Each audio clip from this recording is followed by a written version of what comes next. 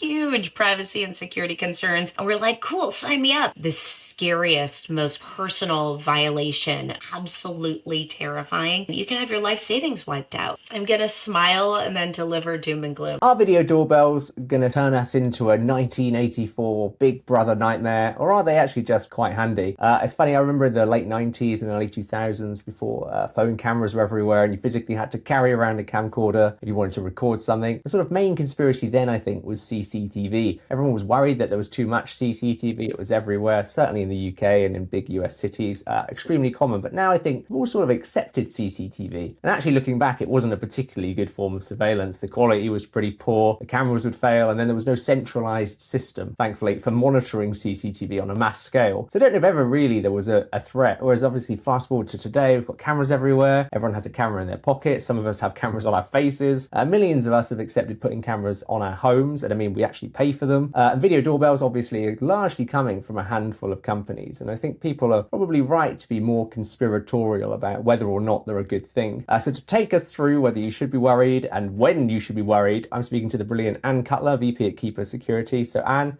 if you wouldn't mind just introducing yourself and the work you do, and then we'll get into whether video doorbells are a good idea. Well, thanks so much for having me on, Sean. I really appreciate it. And isn't it funny and somewhat ironic, as you say, that we just kind of buy into these? You know, they have these huge privacy and security concerns, and we're like, cool, sign me up. I can see my cat walking across the front doorstep, you know?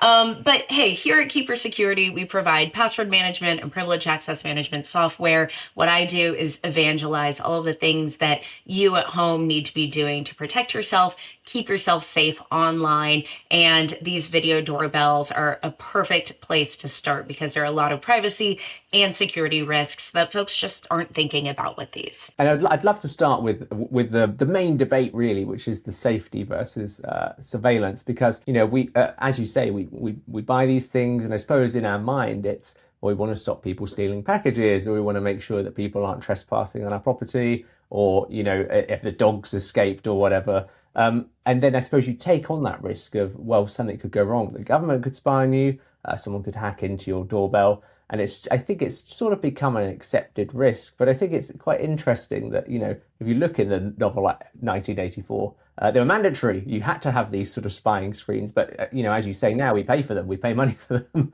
So, I mean, I saw there was a Ring doorbell the other day that was like $400 in pounds that was announced. So, you know, people sometimes pay a lot of money for these cameras. And I think it's interesting how that has developed. It really is. And, you know, it exemplifies sort of the two sides of this, which are both privacy and security. And those are often conflated and people think they're the same thing, but they're really not. Privacy is your right to control your own data, right? And that's really important, how that data is stored, what's being done with it.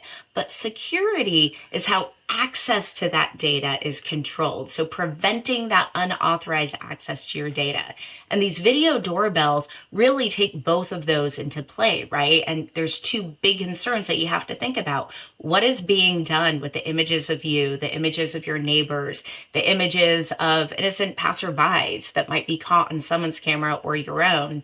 But then also, what's being done to protect all of that information, all of that data, and, you know, secure that privacy, and what else can be done with that camera? There are a lot of cybersecurity concerns that people really do need to think about. Certainly on my street, almost everyone has a video doorbell of some kind, and then, you know, people have the cameras looking out over their gardens. I mean, I'd love to know, I mean, do you use a video doorbell? I mean, is it even safe to admit that you use a video doorbell on the internet, or does that put you at risk of, you know, being targeted? I work for a cybersecurity company. No, I do not use a video doorbell, but I know a lot of people do, including friends and family of mine. I suppose you've just come to terms with it, and I guess when people deliver packages, you just accept that you might not see whether it's there or not. Yeah.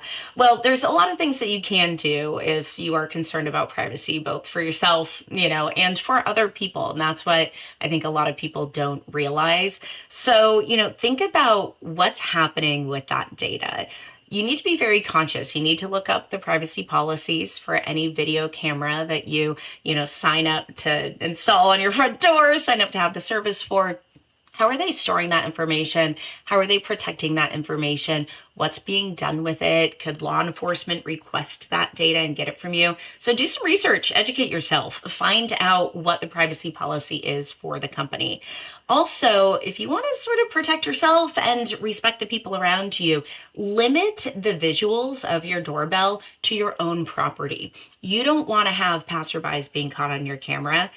There's a lot of very dicey things that can happen with that. But in the UK, for example, is you could be subject to GDPR, data privacy protection laws, if it goes beyond your property line. So just limiting it to your actual property, surveying your property, what's happening on your own doorstep, that's always a good idea. And then also, there are some new features. Some of them are a little scary. Some of them have been making headlines, like Search Party. I don't know if you've heard about this one with Ring, but that's a really scary one because they're actually using artificial intelligence, AI, for facial recognition. And they say that they're doing it to find lost dogs in the neighborhood.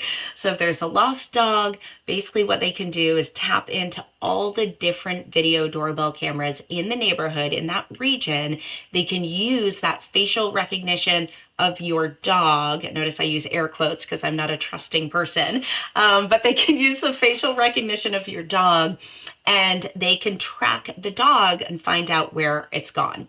Great, that might seem like a nice thing, but think about the multitude of other ways that that facial recognition could be used. And that's very scary when you start thinking about applying it to children, applying it to other folks who have not given their consent for that. So a lot of privacy concerns. You definitely need to think about how those impact you and your family, how it impacts your neighbors, and whether you're comfortable bringing in all that information. And then once you do give that information to whatever the video doorbell company is, how are they storing it and what can they do with it? I thought that story was so interesting because they did the big Super Bowl ad and they were like, look at this amazing feature that you all have that you're all automatically opted into.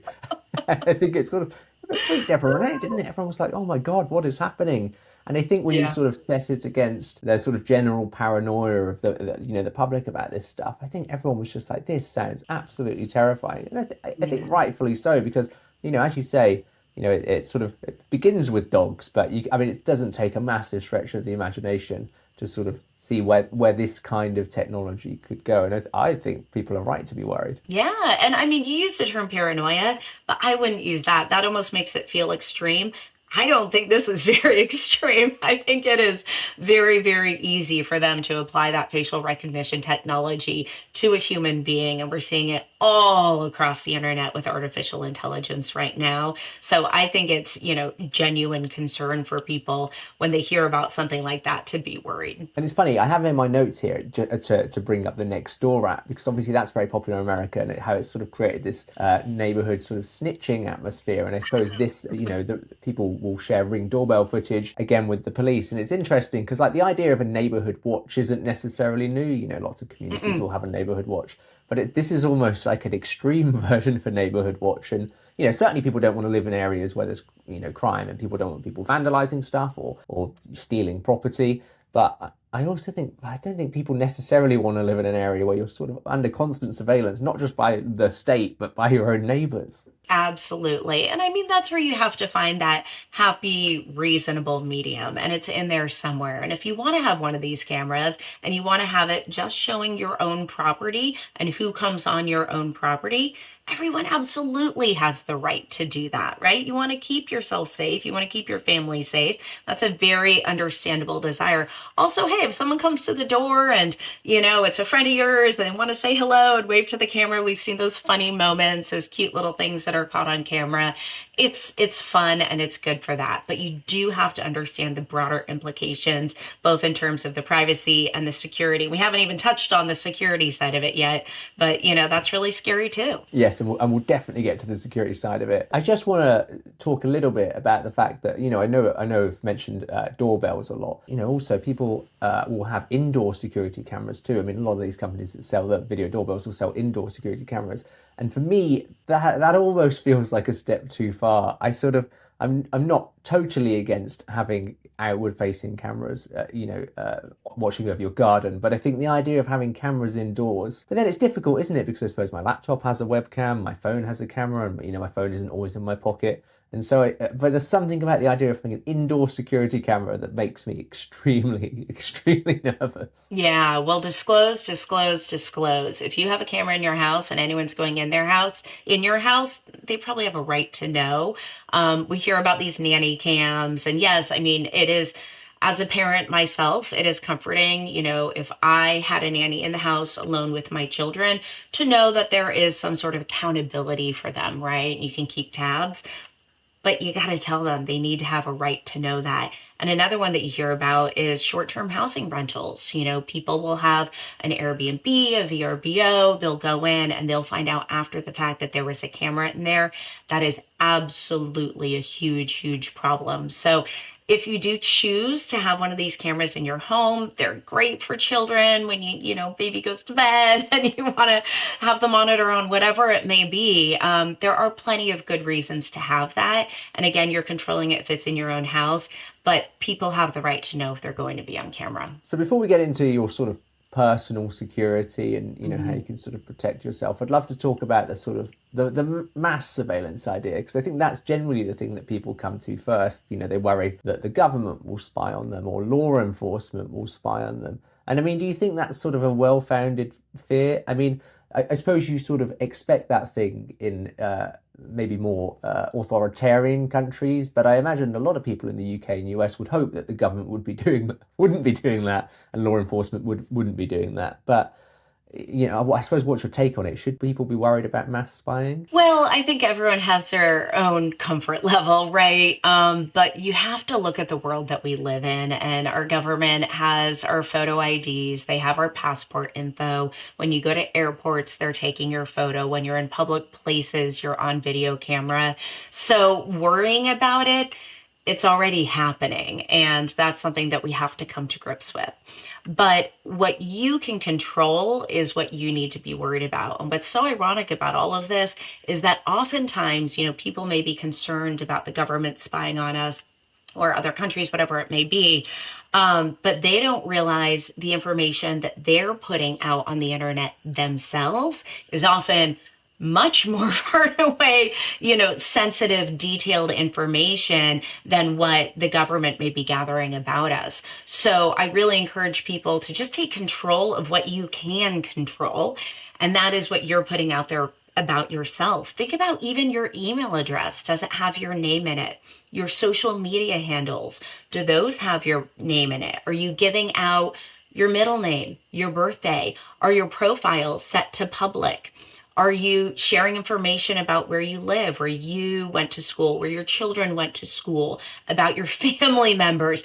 This is all information that people are sharing very, very publicly every single day and not thinking about the consequences of what would happen if that information got into the wrong hands, or if that information was used by a government or used by law enforcement, or all these things that people are concerned about. So think about what you can control and limit that as much as you can, because so much of our lives are online these days, and it's just increasing, to your point, as we see more of these cameras coming up everywhere, and as we see governments using facial recognition technology and all of this new technology that's out there. And I think part of the difficulty with these doorbells, and I suppose any outdoor camera, is that even if you sort of opt out from buying one, you can't necessarily opt out from the cameras, because if I walk down my road, I will appear on lots of cameras, even if I didn't buy a video doorbell myself. And I suppose there's no way for you to really control that. It's almost you're sort of being uploaded to the internet without your permission. And I suppose I mentioned the crime thing earlier about how people who own those cameras could choose to give that to the police if they wanted to, if they were worried about something.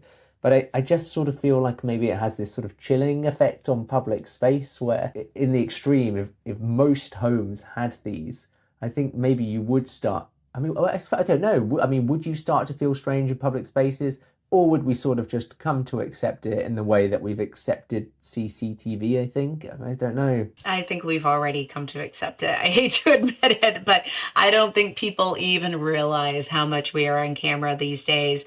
And, you do mention law enforcement, and I should point out, we're talking about the bad side of this, right? And as someone in this space, I'm always concerned about privacy. As a mother, I'm concerned about my family's privacy.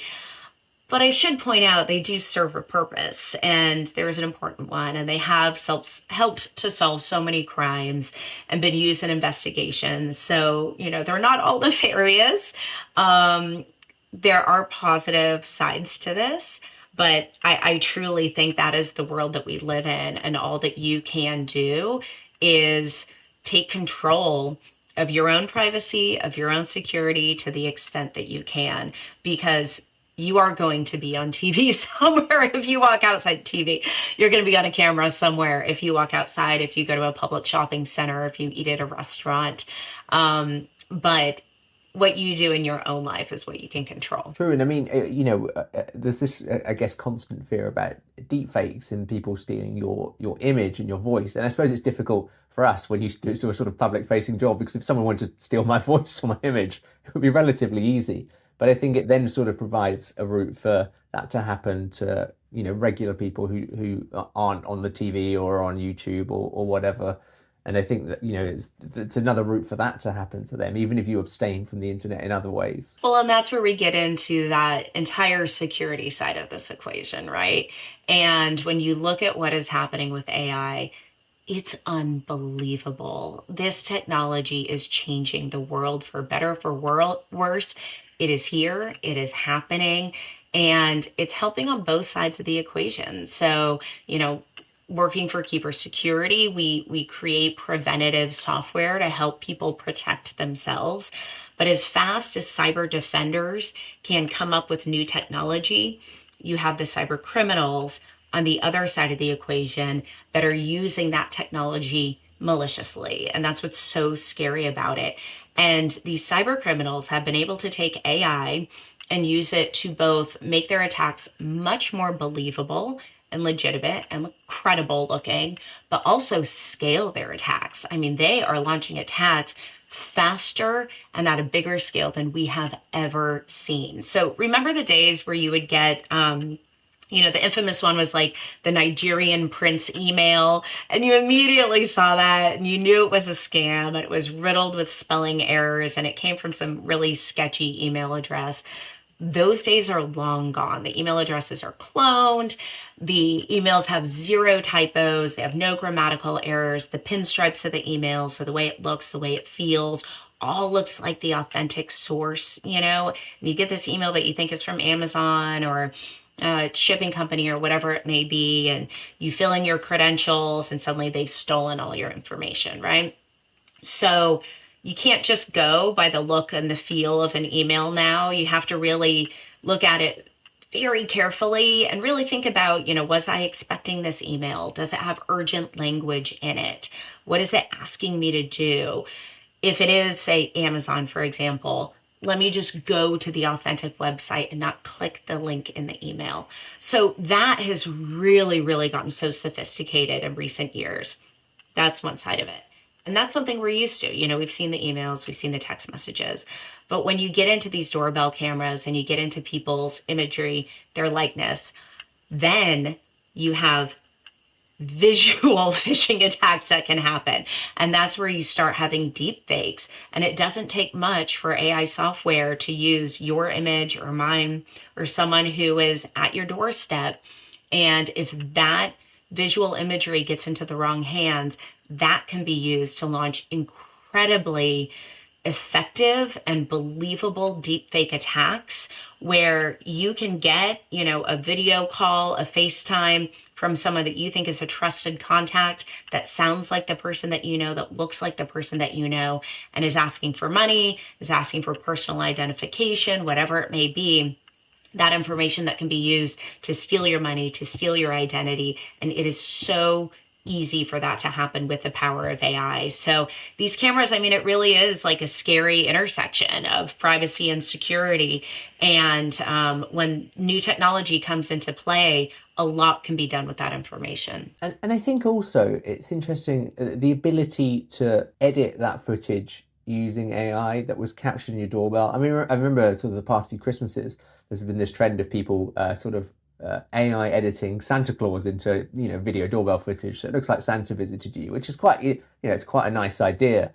But you could very easily see how that could then be used to, make it seem as though a delivery person had stolen your package when they hadn't using AI, and then, to get a free refund. You could see nefarious uses for this. I thought it was actually quite interesting earlier this year that Ring brought out this tool called Ring Verify, where anyone can just, upload their Ring doorbell footage or someone's Ring doorbell footage, and it will verify this has this invisible watermark on. This is real Ring footage. It hasn't been edited.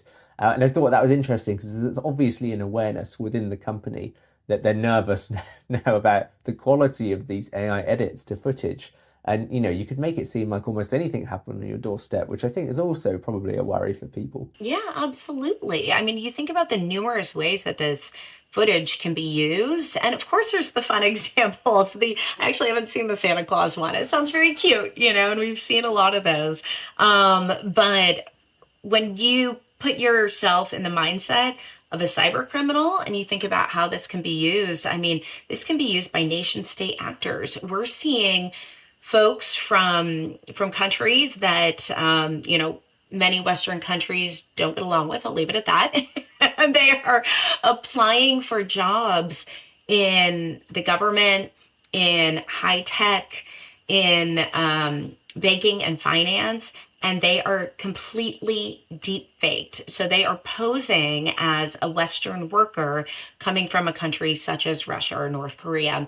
And they are posing as a Western worker and they're getting hired for these jobs. And it's completely fake. It's deep fake visuals, it's deep fake voice, and they can have an entire conversation, multi-layered interview process with HR teams and with hiring personnel, and they're actually getting through and getting hired. And you talk about the insider threat. I mean, it's terrifying to think if you have someone from a rogue nation state that gets hired within your own company, what they could do. So yeah, certainly there's lots of fun applications for this, but there's also the really scary reality that you have these threat actors doing everything from espionage from these rogue nation states to romance scams to the old-fashioned phishing schemes, just trying to get your basic information, your credit card number.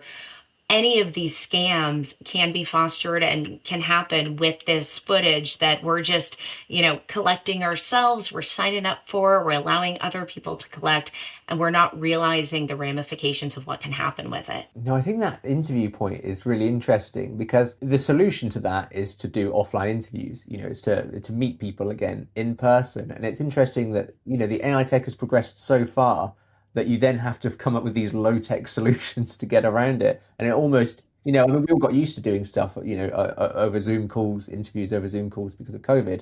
And now it feels like with AI, we have to sort of take a step back and actually do stuff in person again. I know, but sometimes low-tech's the solution, right? Oh, absolutely.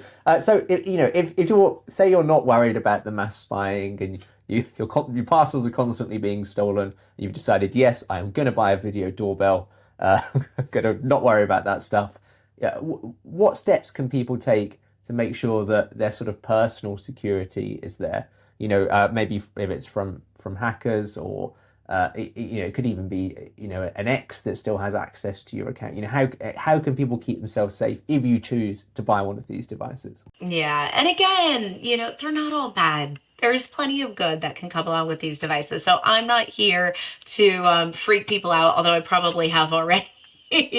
But I am here to empower people and help them. So, on that privacy side of the equation, as I touched on earlier, the main thing you need to do is check the privacy policy for the company, check the privacy settings, turn off some of those, AI facial recognition features, limit the amount of data they can collect, delete the data if it's old, if you don't need it. Those are all great privacy settings.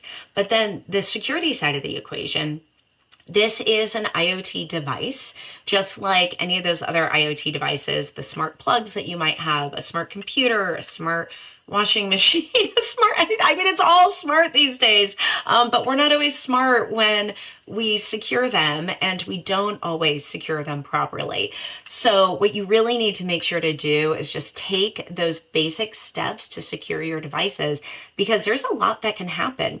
Any IoT device can be used by a cyber criminal in a botnet. And basically what they do is they hack hundreds, thousands, tens of thousands of devices, and all of them work together all around the world to create this web, this botnet, that then launches large-scale cyber attacks. It's crazy to think about, but it's like these little, micro bots all over working together in this coordinated attack. This is very real, happens on a regular basis, and it's often used for DDoS attacks, distributed denial of service. And basically what they do is they overwhelm websites. They can shut down entire websites just by overwhelming it with traffic. So you always have to secure your devices against that. You also have to secure against hacking. You talked about having devices inside of your home. Well, one of the really scary stories that we've heard about is hackers getting into these devices and spying on people and spying on children. And I mean, talk about just the scariest, most personal violation of privacy. I mean, that's absolutely terrifying. So you need to ensure that you are keeping these bad actors out. A couple just really, really basic steps. Very, very easy stuff. It all seems very obvious, but it's something that people often don't do. When you get a device, and this applies to a video doorbell, but really any smart device that you have in your home, what you need to do is change the default password. They come with the password. Don't keep that password, folks, okay? Especially if it's like ring doorbell 1 exclamation point, let's change that password. At Keeper, we do have a password manager. We recommend you use a password manager, ours or any other one out there. There's plenty of great ones on the market. But what a password manager is going to allow you to do is set a strong and, importantly, a unique password for every single device and account that you have. The reason it's important for it to be unique is that cyber criminals get a hold of passwords in a million different ways. They end up on the dark web via breaches, via hacking, via negligence. And then if you have variations of that password, and I know everyone's done the 1, 2, 3 exclamation mark, or 1, 2, 3, 4, 2 exclamation marks at the end. We've all done it. It's easy to do. But what that means is then a hacker is going to be able to get into any account that has a variation of the password. And guess what? They're using AI again to do that. So get a password manager, change it to a strong and unique password, then store that in your password manager. If MFA is an option, that important second step for authentication where you have to type in a code, do that as well. Always implement MFA. You can store that in a password manager as well. So that's kind of on the password, the authentication side. On the hardware and the software side, you need to make sure that you're checking for updates. All of these devices have both software and firmware updates. Oftentimes we get it, that's the last we think about it. So turn on automatic updates if you can, if they have it available. If they don't, then you just got to go in manually, like spring cleaning, check to see if updates are available, and make sure you're updating that. All of those steps are going to be really, really important to keep hackers out and to keep both your device safe, your family safe, your privacy safe, but also your home network. Because if a hacker gets into one single device that's connected to your network, they can get into all of them that aren't protected. And I thought your point about the seriousness of someone being able to spy on your child in your home is terrifying. But I definitely think there's a thing where people often buy cheaper products, especially when it's something like a baby monitor or a smart baby monitor, because they think, well, I won't need it for particularly long. I don't want to spend loads of money on it, so I'll just get a sort of cheap one that I found online. And I think people think, you look for bargains in other parts of your life and it wouldn't necessarily be a problem. But I think if you're looking for a bargain with something like a baby monitor, that to me feels very worrying if it's a smart baby monitor that's connected.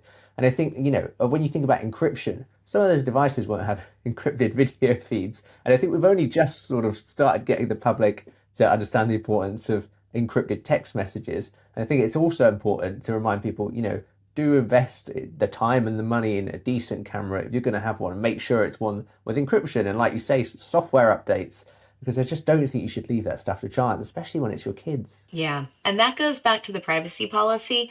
They also have security policies online. So you can check, you can look at where the camera is made. And that's really important because we have seen a lot of these devices, no matter what it is, that are made in countries that oftentimes will include, they work with cyber criminals and they will include malware in some of these devices. They'll include backdoors in there, which is really scary. So look at where the device is made, look at what the privacy policy says, look at what the security policy says as well.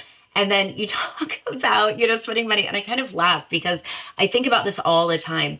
When you buy a car, you're looking at the safety ratings. When you buy a car seat for your baby, when you buy a home, if you're investing in a security camera, obviously you care about security, but people don't think about their digital security, and they're not investing in something like a password manager. They're not investing in something like antivirus software.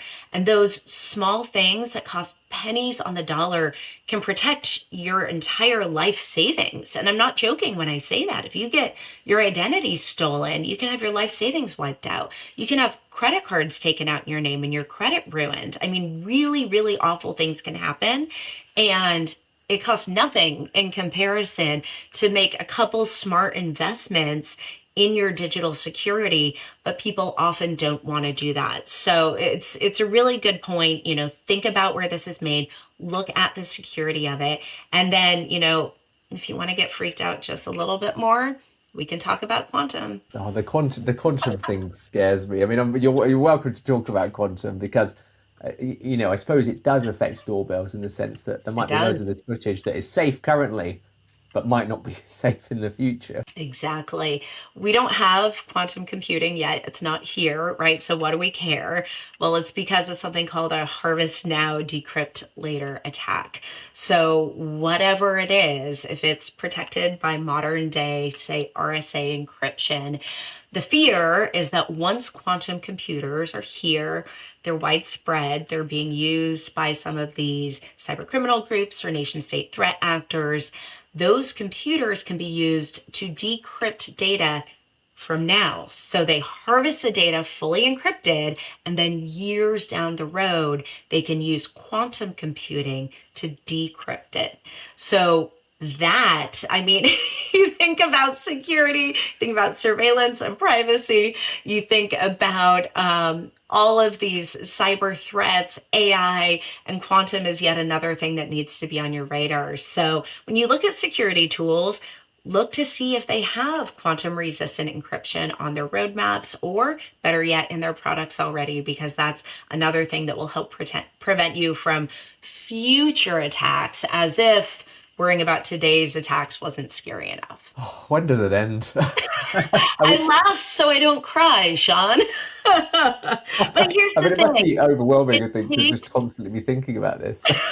No, here's why I laugh and here's why I smile every single day on my job, because I can help people, and you are helping people right now. And this is such an important conversation to have. It is so valuable for people to take this information into their own lives and say, you know what, I'm going to go home right now. I'm going to check my privacy settings. I'm going to check the security on my devices. I'm going to update my passwords. I'm going to update my software, and, just take some very simple steps to protect themselves. It is scary, but there are things that you can do. You can empower yourself. So thank you for having this conversation. I greatly appreciate it as a cybersecurity evangelist. But, my question, my challenge for everyone out there, can you go home and update your stuff and just take action on this, because it's going to help you out tremendously. And I hope everyone watching and listening today will do that, because it's so important. I would love to get your final view on sort of where you think the sort of trend is going with these cameras. Is it a sort of the genie is out of the bottle in a sense? And, I think especially with social media, we've seen people willing to accept increasingly, giving up privacy in exchange for what they would see as convenience. And I mean, do you think that this is just going to become more rampant? More people will have more cameras in more places, and it's almost a sort of unstoppable thing, and we just have to do damage limitation in a way of making sure that it's as safe as possible? Or do you think we will one day see a pushback, and people will be like, this maybe we have too many cameras. Maybe we need to start taking some of these cameras down. I don't know which way it'll go. I'm gonna smile and then deliver doom and gloom again. If you notice the theme here. I spent last week at the RSA conference in San Francisco, and this was a conversation that came up repeatedly because AI is taking over the world. It is taking over the technology industry, and it's certainly taking over the cybersecurity industry. And we're seeing it again, both for cyber defenders, but we're also seeing it for the cyber criminals and the attackers. And the recurring theme that kept coming up is, how on earth do we keep up with this?